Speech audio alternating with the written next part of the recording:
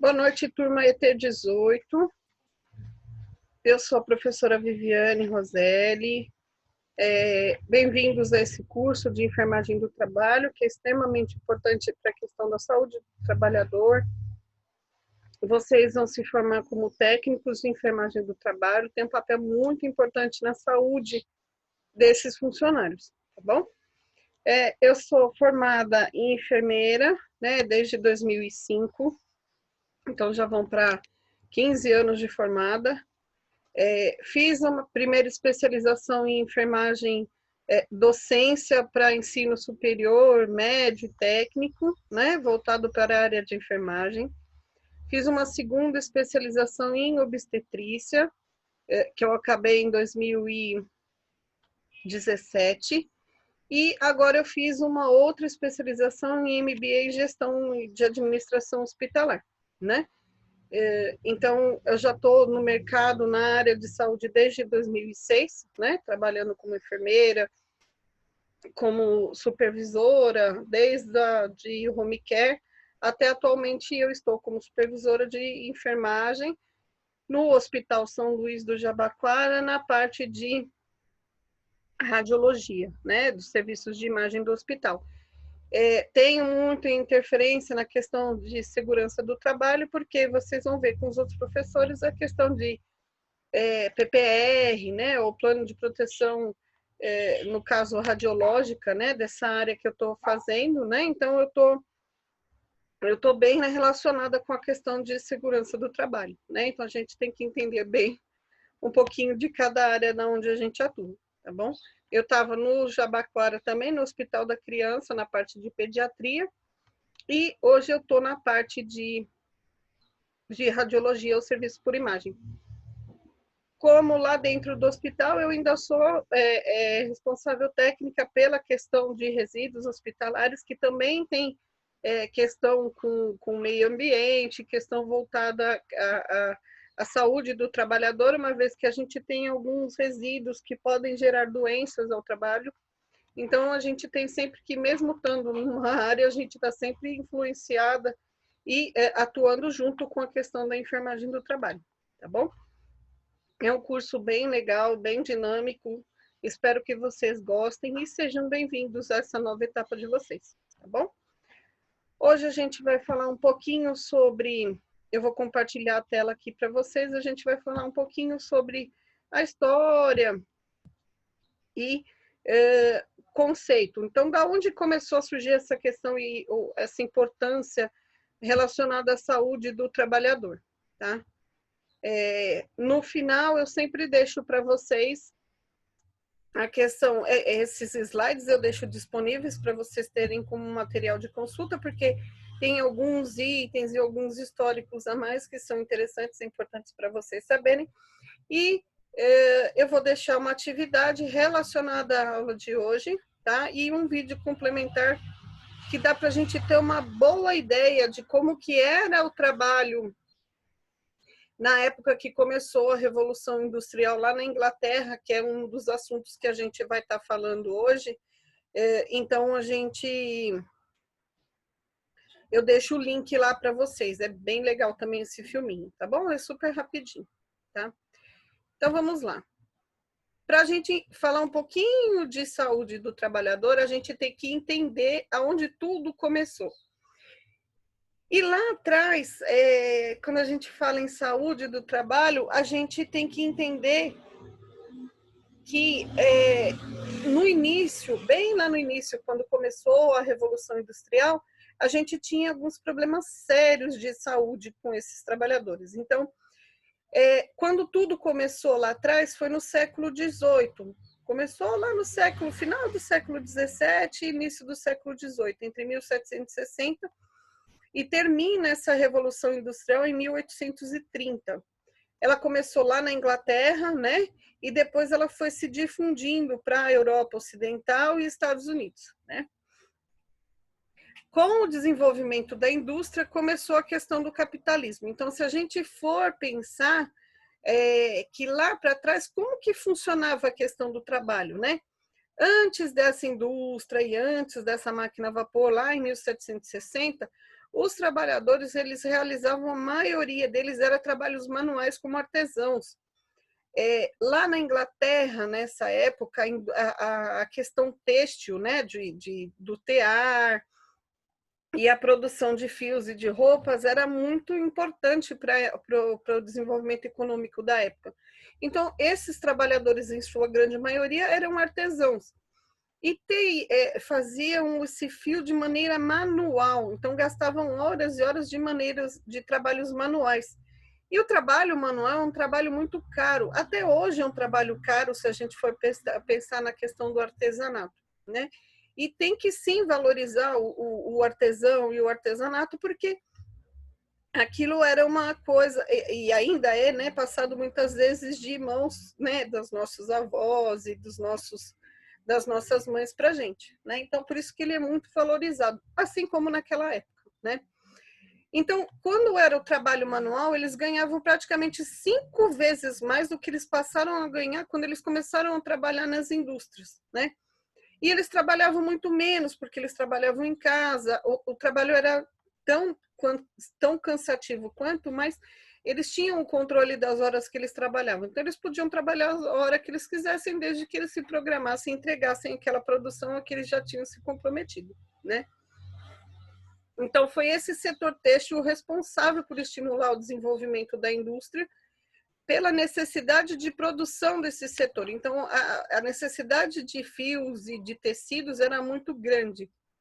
E a máquina que veio com o desenvolvimento depois dessa máquina a vapor, ela tecia os fios numa velocidade muito maior se eu for comparar com a velocidade manual de um artesão, né? Não dá para a gente comparar o que um artesão consegue fazer com o que uma máquina consegue fazer. E isso até hoje perdura, né? O quanto que a indústria não se desenvolve, não cresce cada vez mais, mesmo sem se preocupar, como naquela época não se preocupava com a saúde do trabalhador. O que importava naquela época era o lucro, tá? Com o crescimento dessa indústria e da produção industrial, estava sobrando dinheiro para esses novos capitalistas. E aí eles passaram a construir estradas de ferros para estar escoando essa produção para outros países, né? E aí começam as concorrências, né? E o desenvolvimento cada vez maior e a busca por uma produção cada vez maior. E aí a gente para pensar, né? E esses trabalhadores, como será que eles ficavam com tudo isso, né? Quais as principais transformações para ele e as consequências desse novo processo de produção? E é isso que a gente vai ver para começar a entender de onde surgiu o conceito de segurança do trabalho, enfermagem do trabalho, tá? Voltado sempre para a saúde do trabalhador, tá? Então, vamos fazer um comparativo. Antes, eu tinha uma produção manual, né? Depois da Revolução Industrial, eu tenho uma produção maquinofatura, ou seja, é a máquina que faz essa produção, né? Antes, eu precisava só da habilidade manual do artesão, e essa habilidade, de novo, ela era cara. Olha, o salário dele era de 33 shillings, que era o dinheiro da Inglaterra naquela época, né? Agora, eu preciso de apenas uma pessoa para operar essa máquina, e o salário caiu para menos de 6 shillings. Então, lembra, quase 5 vezes, até 5 vezes a menos ele passa a ganhar e trabalhando muito mais, né? Antes, os acidentes eram domésticos, com uso de instrumentos pessoais, né? Então, o risco de lesão existia, sempre existiu, mas era muito menor do que os riscos que eles passaram a desenvolver. Então, o que era muito comum, amputação de dedo, de mão, coisas que ainda, por vezes, acontecem por descuidos da parte do trabalhador e não tanto quanto por falta de equipamentos de proteção individual. Mas a gente ainda tem uma velha mania de achar, mas não vai acontecer nada, é só rapidinho ali, eu vou e resolvo, e vou mexer com a máquina funcionando, e aí acontecem os acidentes ainda, tá? Então, a gente tem que ficar, enquanto técnicos de enfermagem do trabalho, a gente tem que estar sempre atento a isso, né? Quando acontecia essas amputação de dedo, de mão, eles eram demitidos e não produziam mais, ou seja, se eles são demitidos, não recebem salário, não tem produção, e naquela época não existiam leis trabalhistas de proteção do trabalhador, tá? INSS, Fundo de Garantia, isso é coisa que no Brasil foi surgir quase um século depois do final da Revolução Industrial, tá? Antes não tinha diferenças salariais, apenas pela produção eles recebiam, e aí os capitalistas eles começaram a contratar mulheres e crianças e pagavam 50% a menos do que um trabalhador homem recebia. E eles preferiam ainda assim o serviço da mulher, não só pela questão de ser mais barato ou dessas crianças, porque são pessoas muito mais submissas, ainda mais naquela época de 1700 e pouco, né? Então eles preferiam contratar essas pessoas, esse tipo de trabalhador, porque eles aumentariam ainda mais os lucros, tá? Então aqui eu trouxe uma fotinho para vocês, aqui, ó, tá vendo o artesão fazendo manualmente o tecido dele, pintando a lã, né, ó, aquecendo com madeira, com lenha, com carvão, para fazer a produção. E aí a gente sai desse modelo, olha a quantidade de fio que está sendo tecido aqui nessa máquina, e olha a capacidade de produção dela se eu for comparar com o artesão fazendo isso manualmente. Então, assim, é muito, muito diferente esse tipo de o volume de produção, né, de um e de outro, tá? Aqui eu tenho um filminho, eu acho que todo mundo já deve ter ouvido falar sobre o Tempos Modernos do Charlie Chaplin, um filme mudo, né, o cinema mudo que o Charlie Chaplin fazia, fazendo uma sátira àquela sistema de produção industrial que estava ali no caso do Chaplin, né, nos Estados Unidos e na Inglaterra, mostrando como que era uma produção e essa questão de produtividade, né? Então eles tinham que produzir cada vez mais e sem condições de trabalho. Deixa eu compartilhar esse videozinho com vocês, só um pouquinho.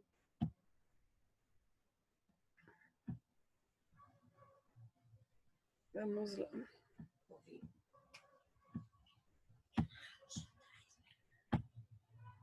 Espero que estejam conseguindo visualizar.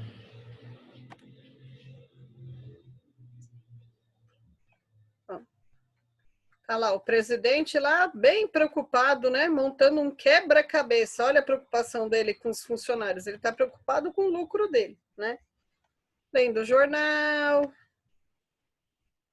E por aí vai, né? Aí ele resolve que ele vai ver a produção da indústria dele como que tá, né?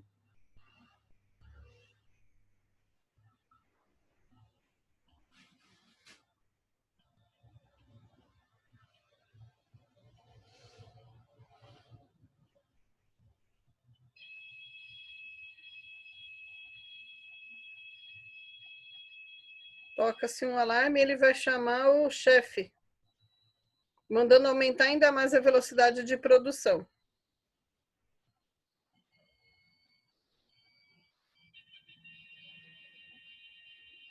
Né?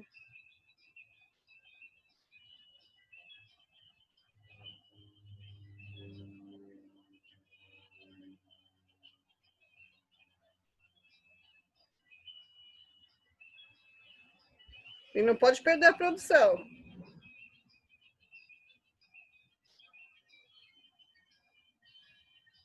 Mais rápido, né?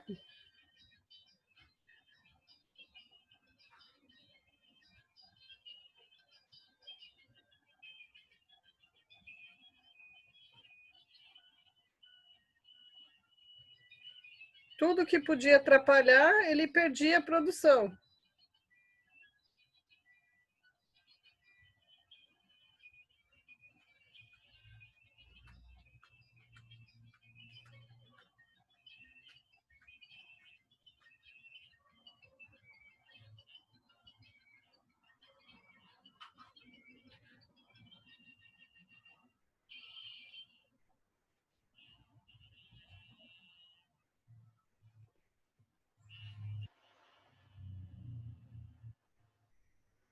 Aí já teve até um acidente de trabalho, né? Machucou a mão do funcionário, né?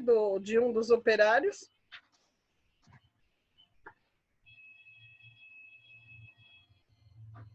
Lá vem o presidente de novo, aumentar mais a velocidade.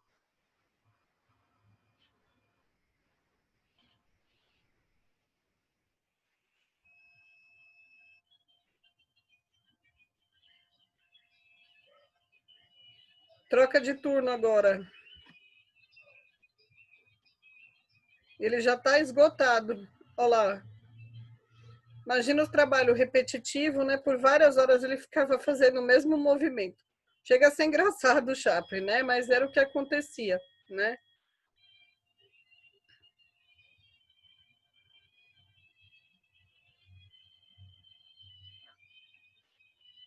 Vai tentar descansar um pouquinho, fumar um pouquinho. Lá vem o presidente.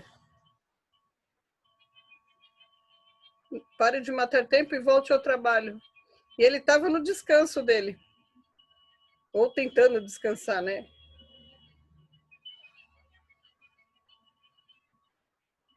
Lá volta ele para a linha de produção.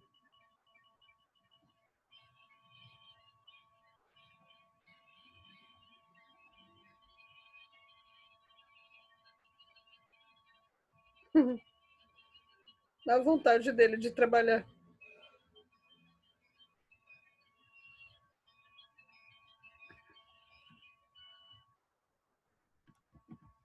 Então, esse era um dos, né? Apesar de parecer uma sátira, né? Apesar de parecer engraçado, a gente era o que acontecia na época, né? Então é bem complicado, né?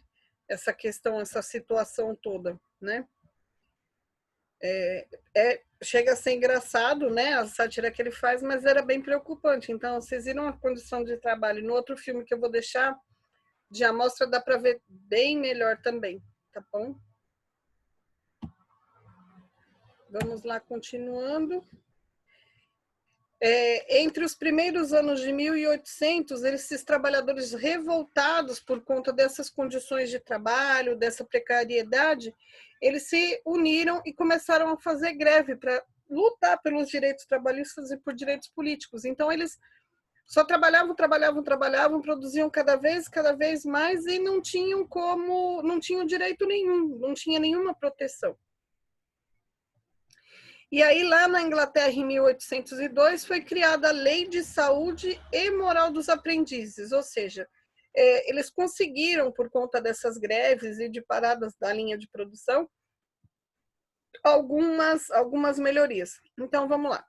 Limite de jornada de trabalho de 10 horas diárias, não existia um limite de horas trabalhadas naquela época, né? E aí eles conseguiram com essa lei.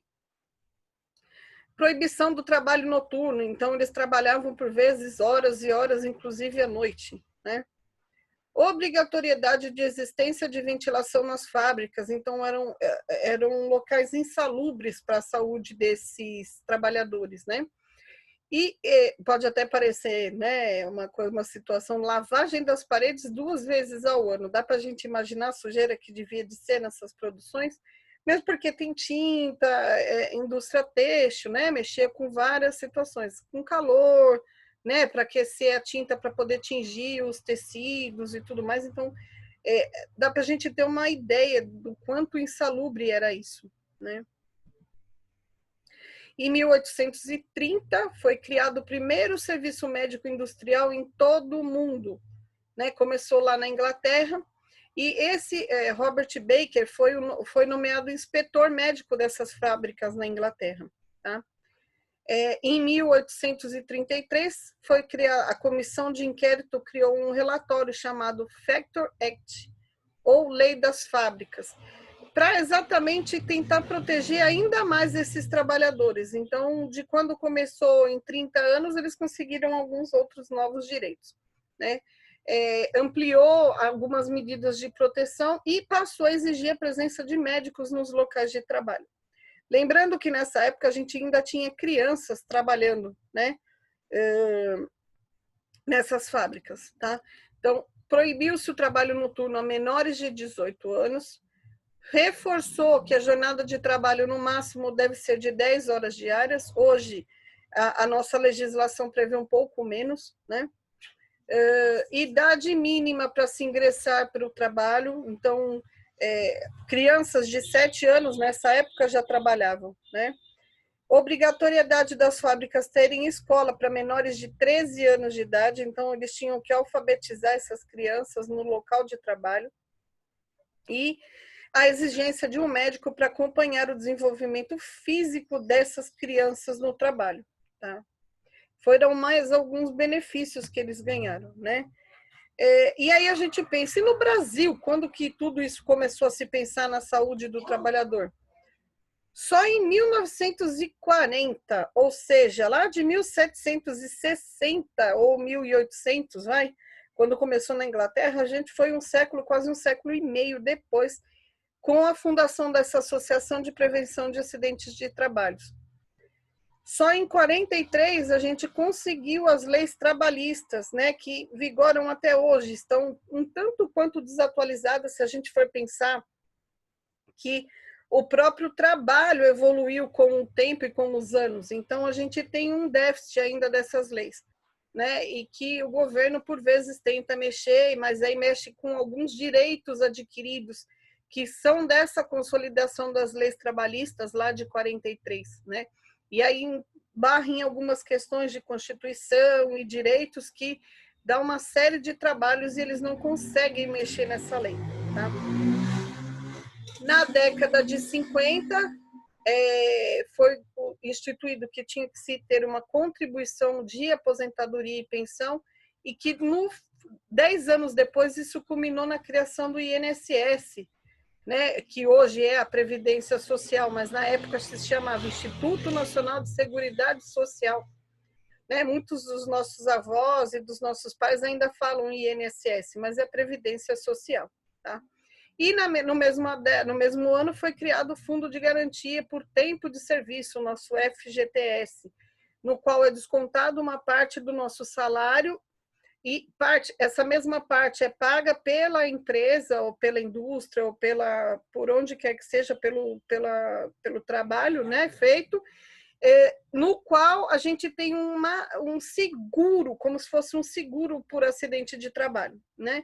Então, a Previdência Social hoje prevê o afastamento e a gente continua recebendo, no caso de algum acidente de trabalho ou de alguma doença relacionada ao trabalho, principalmente as questões das doenças psiquiátricas, né? E aí a gente tem como, mesmo afastado, continuar recebendo um salário, claro que não é 100% daquilo que a gente recebia, né? A não ser que seja por um acidente de trabalho e que seja comprovado que foi um acidente de trabalho, e depois a gente vai ver isso um pouco mais para frente, inclusive com os professores de segurança do trabalho, a gente recebe, nesse caso, até 90% do salário, ou no caso de um afastamento por qualquer outro motivo não relacionado ao acidente de trabalho, se recebe até 70% do salário, né, daquele funcionário que fica afastado.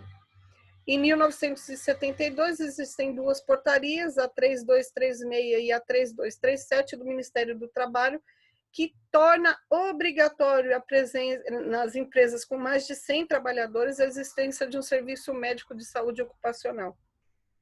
E aí, em próximas aulas, a gente vai entender o papel de cada membro desse serviço de saúde ocupacional, tá? Qual que é o papel de cada um, o que faz essa medicina do trabalho, o que ela garante para a gente, tá? Segundo a OMS, saúde ocupacional prevê o quê? Promoção de condições laborais, né? Qualidade de vida no trabalho, né? Proteção da saúde dos trabalhadores, promoção do bem-estar físico, mental e social, prevenção e controle dos acidentes e das doenças através da redução das condições de risco. Então, assim, saúde ocupacional não é só a questão de não ficar doente, é proteger o trabalhador de que ele tenha algum tipo de doença ou alguma coisa nesse sentido, tá bom? Para a gente não colocar esse trabalhador em risco, tá? Ela trata também das questões psicológicas, então, vocês, enquanto funcionários de enfermagem do trabalho, vocês vão tratar de questões psicológicas desse trabalhador, né? Vão apoiar esse trabalhador para ele se aperfeiçoar, né? E conservar a capacidade de trabalho desse funcionário. Então, eu tenho que proteger ele para que ele continue produzindo, né? Porque mesmo que eu não estou lá numa indústria, por exemplo, eu estou num hospital onde tem a medicina do trabalho, eu tenho que preservar a capacidade de trabalho desse funcionário, tá? E aí a gente se depara por alguns problemas que são mais frequentes, ou seja, o que mais vocês vão encontrar no caso de acidentes de trabalho? Fratura, cortes, distensões, distúrbios por movimentos repetitivos, né? Problemas de visão ou de audição relacionados ao trabalho desses funcionários, né? Depende da área que você está trabalhando. Doenças causadas por exposição a substâncias anti-higiênicas ou radioativas, então por isso que eu até comentei da questão da radiologia, né? Que a gente está exposto. E estresse por conta do trabalho ou das relações laborais, né? Então, cada acidente ou cada lesão que vocês vão encontrar está diretamente relacionado ao trabalho exercido dessa pessoa, tá? E aí entra o papel de cada um, né? Desde a prevenção, promoção e proteção do trabalho dessas pessoas, tá bom? O governo tem papel importante porque ele tem que, obrigatoriamente, por lei, realizar inspeções nos locais de trabalho de forma periódica, né, para que evite que se tenha uma condição de doença ou de insalubridade no trabalho, né? Tem que garantir o bem-estar desses trabalhadores e o cumprimento das normas no âmbito do trabalho. Então, tem que garantir que esse trabalhador tá seguro, está protegido, né, desses acidentes, tá? Por isso as inspeções. E aí um conceito bem importante que a gente tem que lembrar, que a gente trabalha com os dois viés, né, com a saúde e com a doença, enquanto técnicos em enfermagem do trabalho. Então, saúde. O que é saúde, segundo a Organização Mundial da Saúde? É um estado de completo bem-estar físico, mental e social, e não apenas a ausência de doença. Não é porque eu não estou doente que eu estou saudável, né? Eu tenho que levar sempre em consideração que eu tenho que estar bem por completo, né? E lembrar sempre que o homem é um ser que se distingue não somente por suas atividades físicas, mas também por atributos mentais, espirituais e morais e por sua adaptação ao meio em que vive. Então, eu não posso olhar esse indivíduo como só uma pessoa, eu tenho que levar em consideração todo o meio onde a gente está inserido, tá? Toda aquela história de vida daquela pessoa, tá bom? E doença, segundo o autor, é uma condição física ou mental adversa, originária de ou piorada por uma atividade de trabalho ou por uma situação relacionada ao trabalho. Então, aquelas situações de estresse por uma relação de trabalho complicada, tá? Então, tá com algum problema com o chefe, de perseguição, assédio moral ou até mesmo de assédio sexual, pode caracterizar uma doença no trabalhador, tá bom?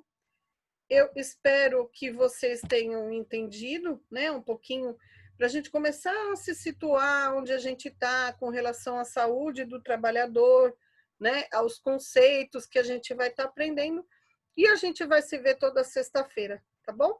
Eu vou deixar esse material disponível, mais o link e a atividade para vocês estudarem mais um pouquinho e começarem a se habituar com a questão de enfermagem do trabalho, tá? Bem-vindos ao curso e até a próxima aula.